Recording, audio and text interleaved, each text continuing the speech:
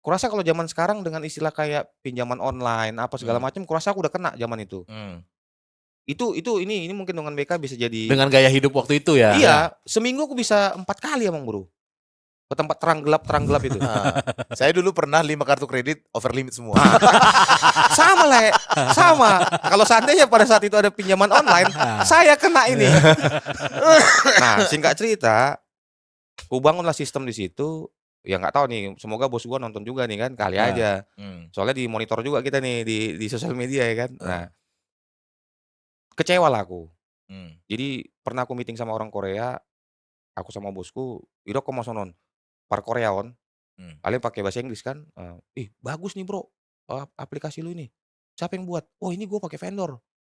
Tapi mereka pakai bahasa Inggris, dikira orang ini awak bego kan, nggak tahu bahasa Inggris. Padahal emang nggak paham gitu? Padahal nggak paham. Nah, aku denger lah itu kan. Oh, nah di situ ada nilainya. Nilainya begini, siapapun itu, atau kita punya anak buah misalkan, apresiasilah anak buahmu. Ya. Terlepas anak buahmu itu mau selingkuh, mau dia cabut, atau diinjek, ya itu terserahnya. Sorry, dia hijack, itu terserah dia. Itu kan masuk ke attitude ya. Iya.